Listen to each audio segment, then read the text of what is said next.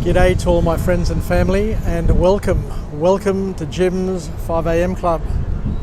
It's lunchtime, it's Monday, and believe it or not, the sun is breaking through and it's turning into an awesome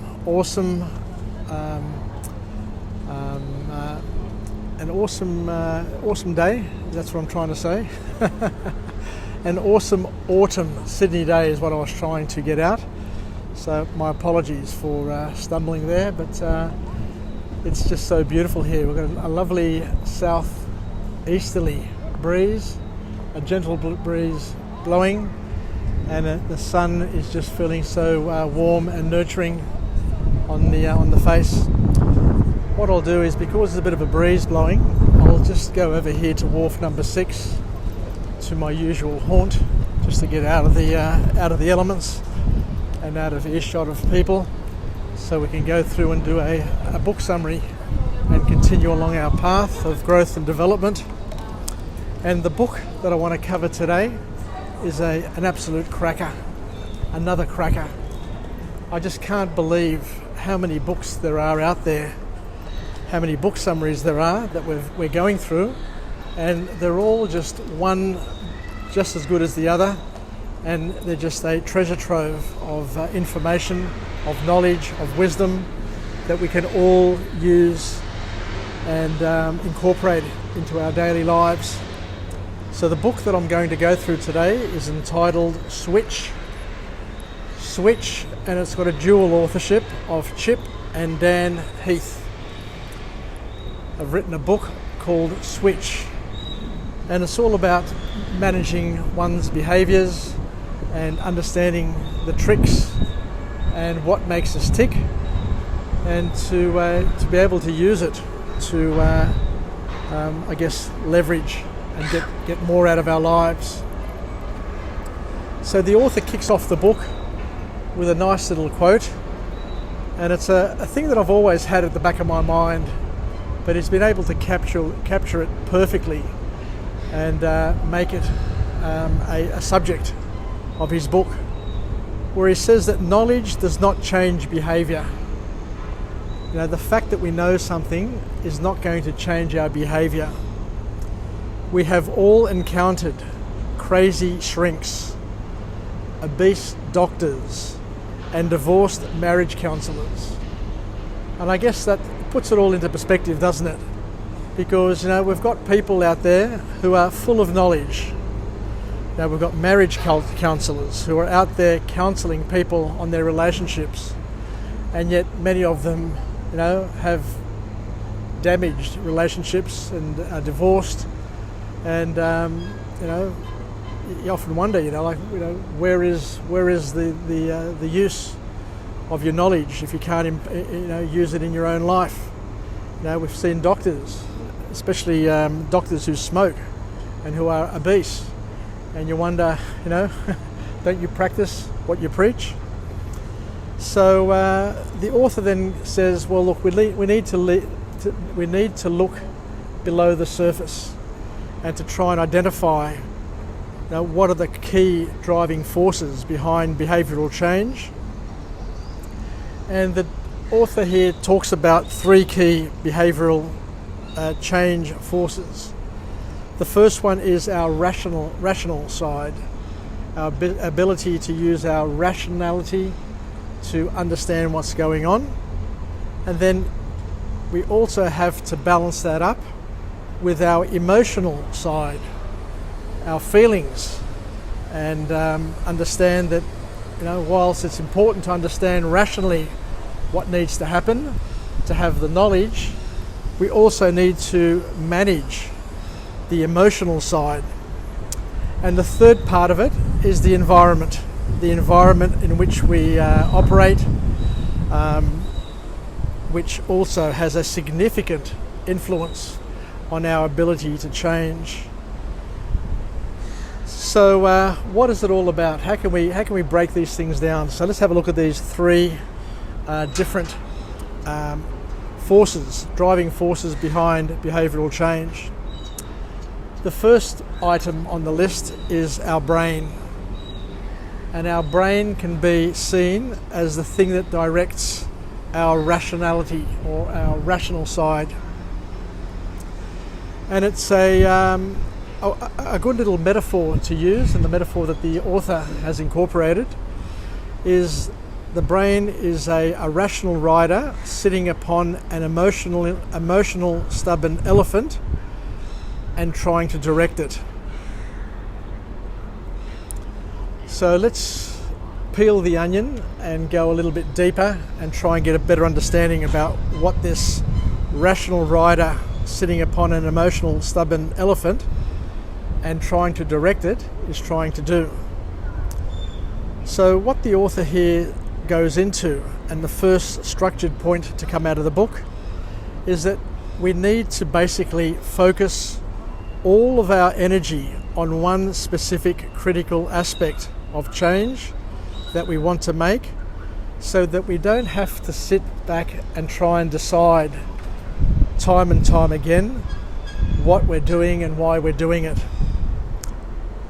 So in order to manage change, we need to focus our energy on one specific critical aspect of the change, so you don't have to keep on deciding and flip-flopping over and over again, because every time you are asked to decide, then it'll be based on your willpower, it'll be based on your emotion, it'll be based on many other things which will bring you undone, I guess is the bottom line.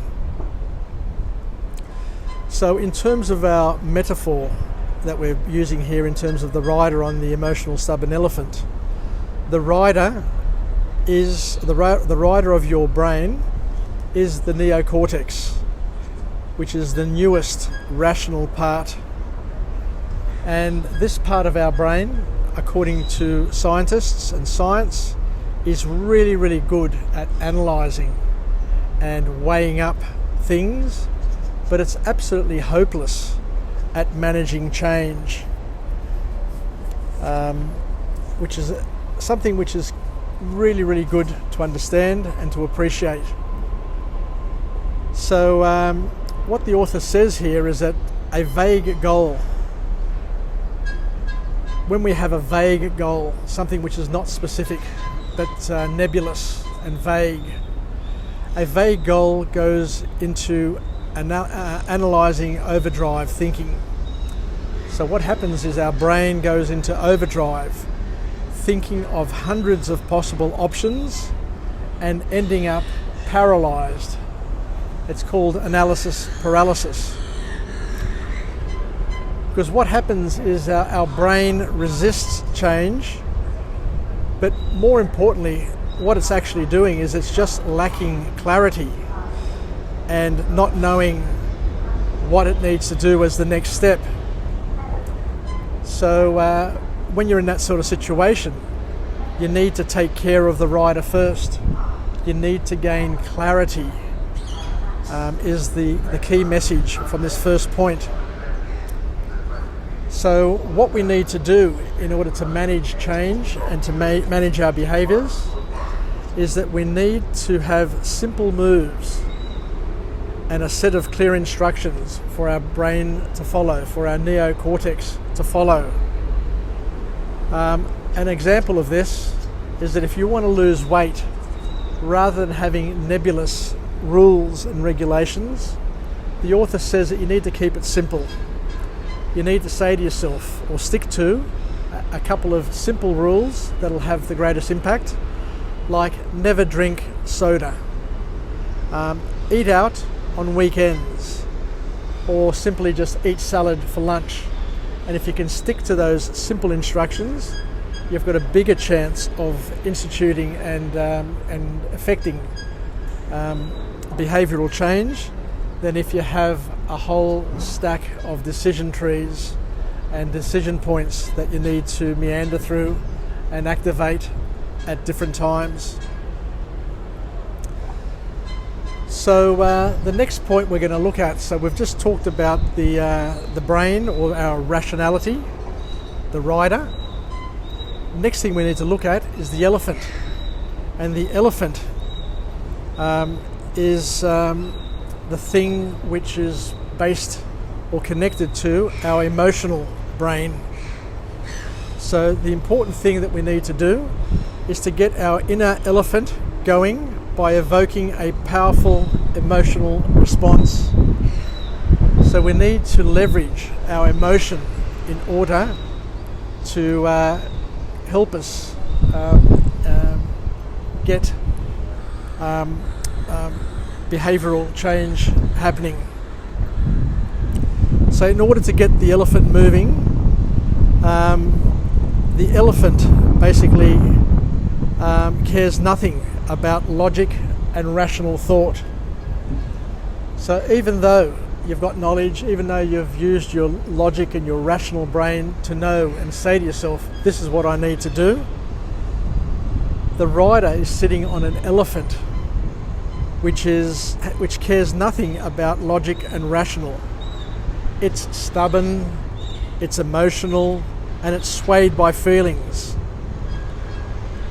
So both positive and negative emotions can get the elephant to move, which is a good point to understand. So you can use positive language or positive reinforcement, or you can use negative emotions to get the elephant moving. Otherwise it's stubborn and it just wants to stand there and stay where it is. So positive and negative emotions can be used to get the elephant moving. But you need to understand that depending on what sort of behavioural change you want to make, it will determine whether or not you need negative or positive emotional signals. So the author here says that based on the tests and scientific methods that they've incorporated, negative emotions work best with obvious problems, with problems that have an obvious answer and an obvious outcome. You can get through those by being negative and using negative emotions like pain, hurt, anger. On the other hand though, you need to have positive emotions to deal with complex problems that have no clear solution. Very interesting. I wasn't aware of that, but what we'll do is we'll incorporate that into our skill set and see if we can use it going forward. And the last point of this metaphor is that we're a rider sitting on a stubborn elephant using positive or negative emotion to get it moving, because the elephant doesn't get or doesn't care about rational or logical responses, but it's all about feeling. And you can get those feelings stirred by being either positive or negative depending on the situation. But the most important thing is that to understand is that the elephant and the rider are both lazy, and in order to get them moving and heading in the direction that you want to get them to go in, you need to make the path of change as easy as possible to follow. This is a key point. You need to make the path easy. If you make it complex, if you make it difficult, if you make it meandering and not obvious, then both the rider and the elephant will lose interest, will lose focus, and will not be part of your solution to get behavioural change happening in your life. So we need to basically design an environment for them to make an easy path, because it's easy to change, but it's even easier not to change. So you need to try and tip the momentum into your favour by making it easy, but also incorporating emotion and logic to get the elephant moving in the right direction and getting you where you want to be. Wow, what a book. I struggled to get started on this book summary today, but I think we got there in the end. Whatever you think, but I think that we got there, and I was happy to deliver this episode of Jim's 5am Club, because I learned a few things and I hope you learn a few things as well. So let's finish off with a positive affirmation. I'm alive, I am well, and I feel absolutely great. To my friends and family, stay connected, stay relevant, stay reasonable, and most importantly, let's hope that we can learn how to switch and use the 3 driving forces behind behavioural change to get change happening in our lives, to incorporate and use the rational rider, which is our neocortex, to get the elephant, which is driven by emotion, both positive and negative emotion, depending on the situation, to move. And we need to create an environment or a path that is going to make it easy for the rider and the elephant to get those changes happening, to change our behaviours and to bring improvements into our lives. Thank you once again, Sasagapao, Filakia from Jim, and I look forward to coming to you again later on with another book summary, with another episode of Jim's 5am Club, and I'm cracking away, getting close to that 1,000 goal, and I hope that you're getting as much out of this as what I am getting through the delivery of this product. Thank you. Yasas and bye for now.